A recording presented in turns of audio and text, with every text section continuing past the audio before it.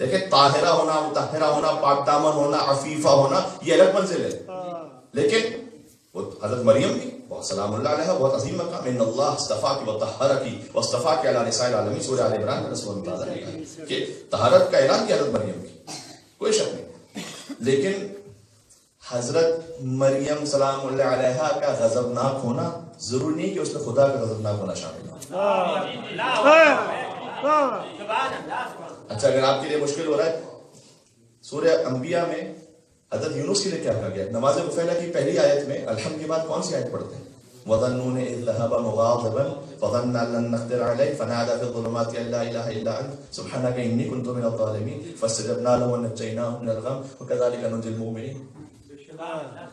جب حضرت یونس علیہ السلام مغاضباً، ظنون یعنی مچھلی والے، جب وہ حالت غضب میں نکلے اپنے شہر سے تو وہ غضبناک تھے. حضرت یونس کا غضبناک ہونا کیا خدا کا غضبناک ہونا تھا؟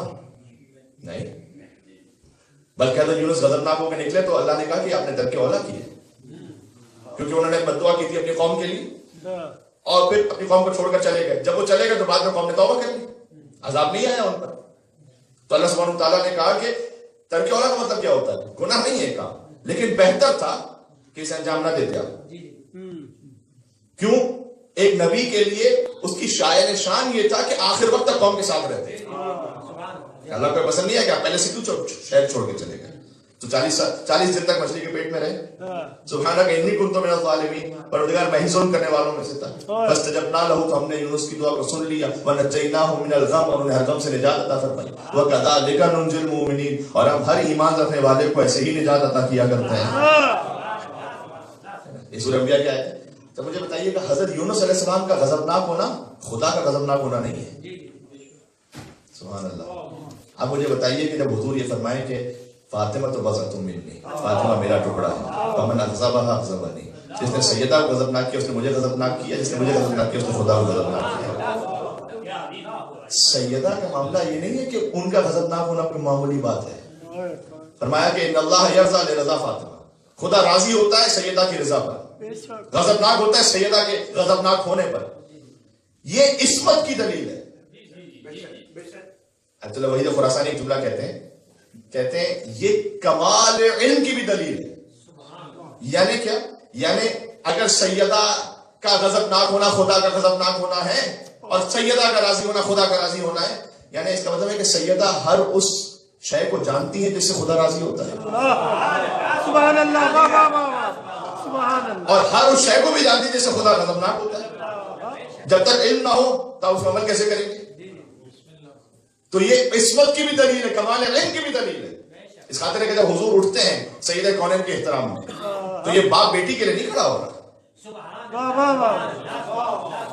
کیا یہ سنت رسول ہے کہ باپ بیٹی کے لیے کھڑا ہو؟ کیا کسی سنی عالم نے کسی شیعہ عالم نے فتویٰ دیا ہے کہ جب بھی کوئی بیٹی آئے تو باپ اس کے لیے کھڑا ہو جائے؟ نہیں. لیکن حضور کی کلما کانت دخلت فاطمہ، کہ جب بھی بیوی تشریف لاتی تھی، جب بھی، یعنی چاہے بچپن کا عالم بھی کیوں نہ ہو، کلما کانت دخلت فاطمہ قام الیہا، قام بہا بھی نہیں فقط کھڑے ہوتے، قام الیہا آگے بڑھ کے استقبال کرتے تھے اور ان کی پیشانی اتھر کا بوسہ لیتے تھے. واجلسہا فی مجلسی، اور انہیں وہاں بٹھاتے تھے جہاں خود تشریف فرما ہوتے تھے. یہ کیا ہے؟ میں اس کہنا چاہ رہا ہوں ماشاءاللہ آپ کی سماعتوں سے مجھے محسوس ہو رہا ہے کہ بہت ہی قدیمی مومن اور ماشاءاللہ مولائی مومنی تشریف فرمائے. میں عرض یہ کرنا چاہتا ہوں بیٹی کے لیے کھڑے ہونا سنت رسول نہیں ہے، فاطمہ زہرا کے لیے کھڑے ہونا سنت رسول.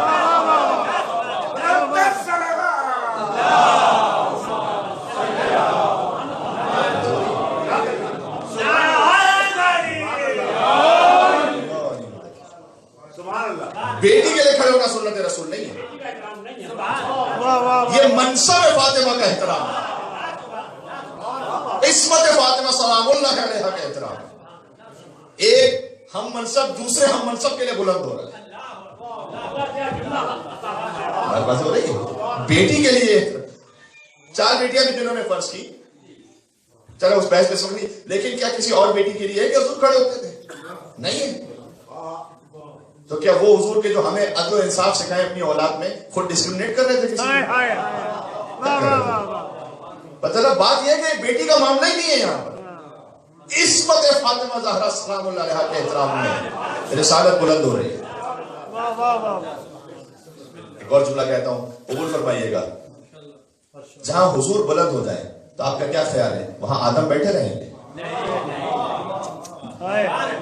کہنا چاہ رہا ہوں جہاں حضور بلند ہو جائے تو نوح علیہ السلام بیٹھے رہیں گے وہاں ابراہیم علیہ السلام بیٹھے رہیں گے؟ نہیں.